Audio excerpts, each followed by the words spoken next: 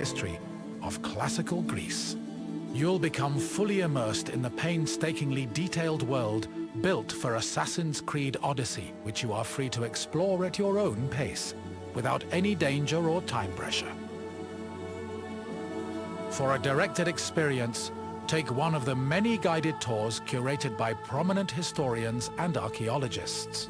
Along the way, exchange words with some of Greece's most famous historical persons. The classical Greece you are about to explore is at the peak of its glory.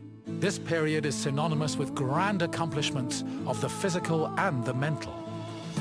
Architectural marvels which still stand today dot its landscape, while towering achievements in philosophy, political systems, and art still influence our modern society in profound ways. We hope you become engrossed in the dazzling riches of ancient Greece and welcome you to your visit.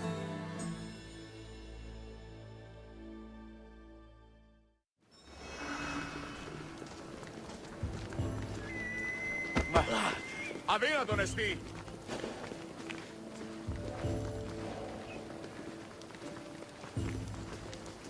Άφησες τον να κατέβω.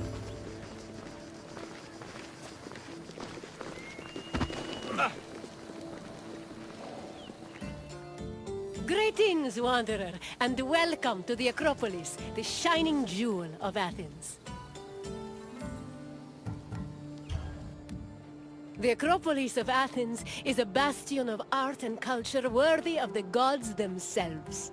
Within this citadel, you will find many important sacred buildings, as well as some of the most magnificent art in all of Greece. You are in for a very enlightening visit. When you're done, come find me, and we can discuss the things you have seen. Farewell for now.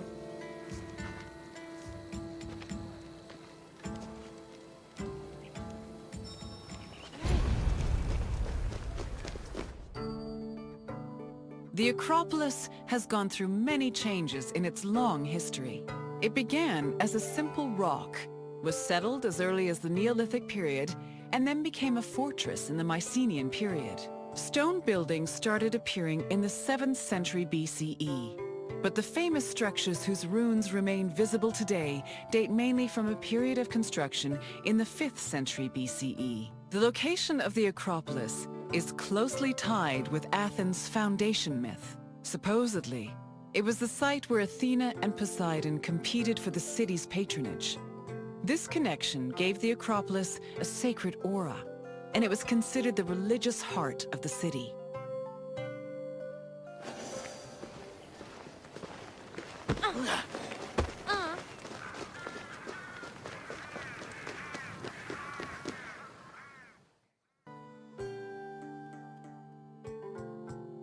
The Temple of Athena Nike was built on the remains of old fortifications from the Mycenaean era.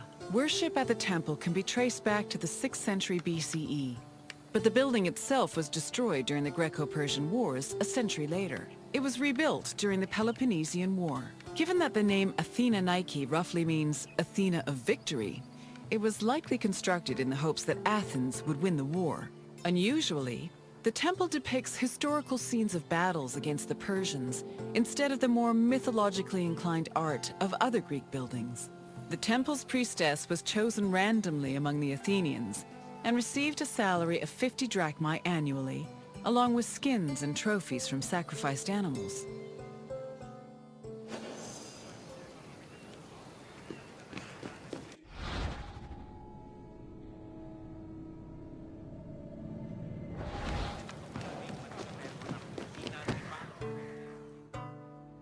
The Acropolis was built up over a long period, due in no small part to its partial destruction during the Greco-Persian Wars.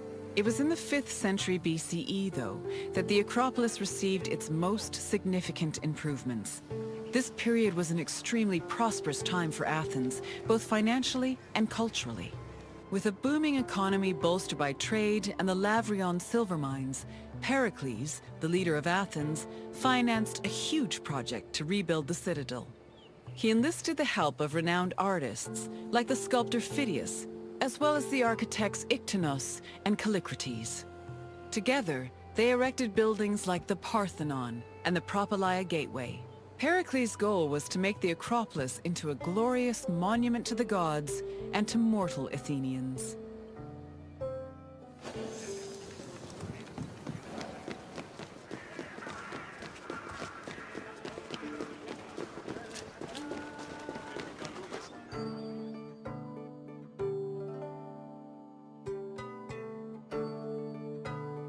Behind the Propylaea was the giant bronze statue of Athena Promachos, or Athena who fights on the front lines. That name was reflected in the spear and shield the statue held in its hands.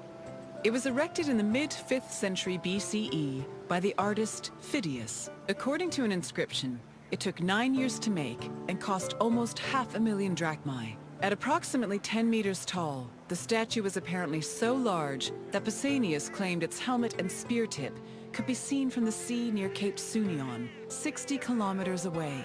The ornamentation on the statue's shield was engraved by the metalsmith Mies.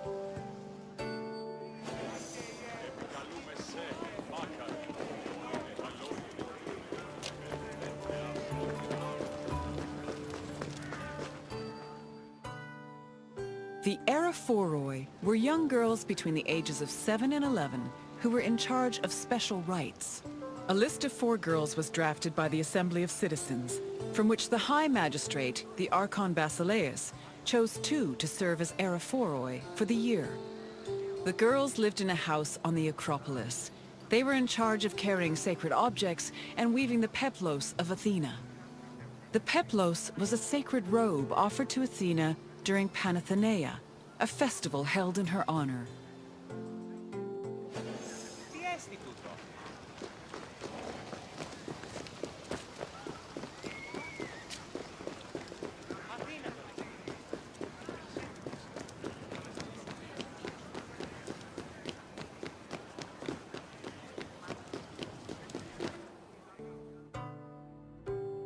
The Erechtheion was an atypical temple.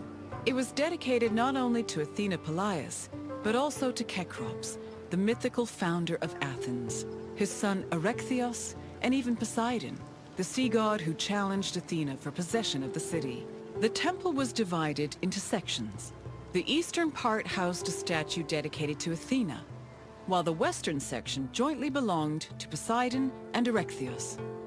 Meanwhile, King Cecrops' grave was believed to be under the caryatid porch. Under the temple was a crypt that was said to contain the sacred snakes of Athena. The snakes may have had a sweet tooth because the priestesses of Athena allegedly fed them honey cakes.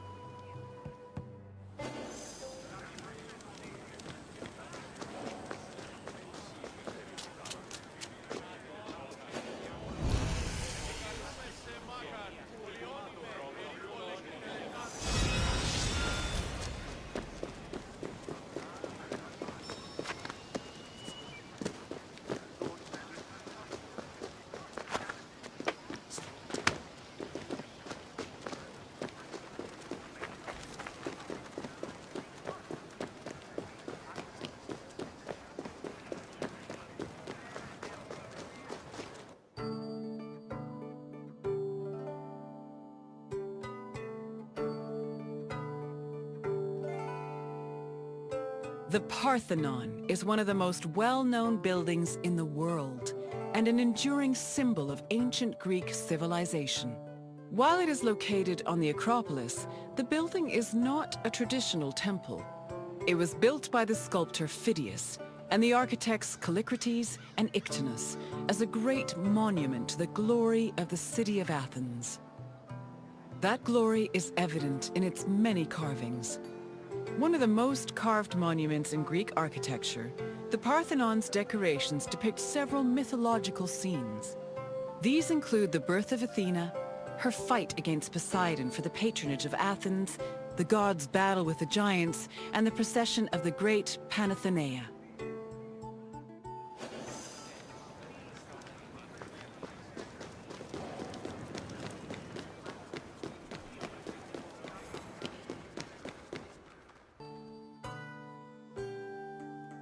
The Parthenon's inner chamber, or cella, contained a massive statue of Athena that was considered to be one of the sculptor Phidias's greatest masterpieces. The statue was chryselephantine, a combination of gold and ivory. To justify the steep cost of its construction, Pericles told Athenians that the statue was a gold reserve, which could be disassembled in times of economic distress. The cella also allegedly contained a pool, whose main purpose was to control the room's humidity, which helped preserve the statue's ivory.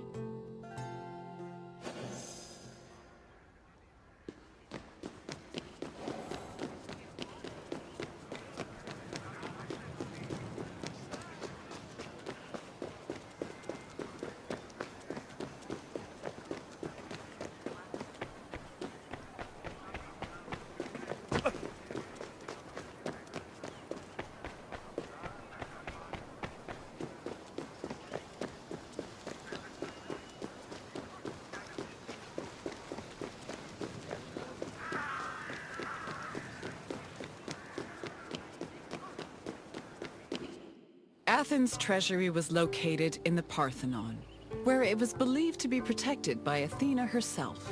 The treasury contained objects of great value, acquired from different conquests, as well as a mass of minted silver coins and various offerings to Athena. Pericles also decided to move the entirety of the Delian League's treasure to the Parthenon in 454 BCE. This was a great testament to Athens' power over the rest of Greece. The riches were divided into two parts, the Demosia, which belonged to the city, and the Hiera Cremata, which was dedicated to the goddess and only used for religious purposes.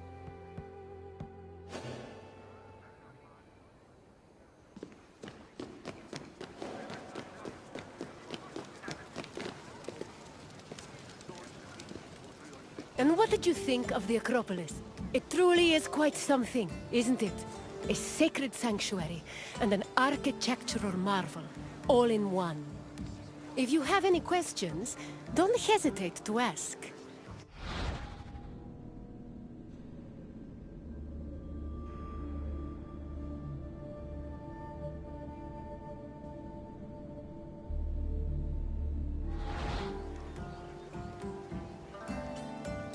You're confident enough for a test? Very well. Let us see how much you know. Which two gods competed for Athens' patronage?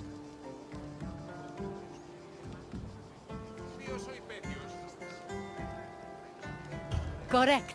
It was Poseidon and Athena who fought for Athens' patronage. As for who won, the answer is in the city's name. On to the next question. Who sculpted the statue of Athena in the Parthenon?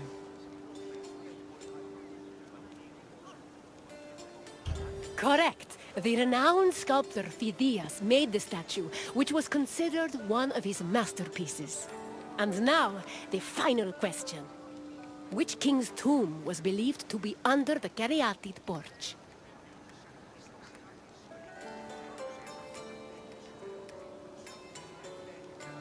That is correct. Cecrops was the mythological first king of Athens, and his tomb was said to be under the Erechtheion. It seems you know much about this place. Well done, Wanderer.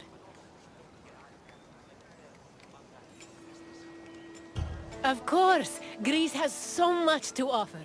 Follow me.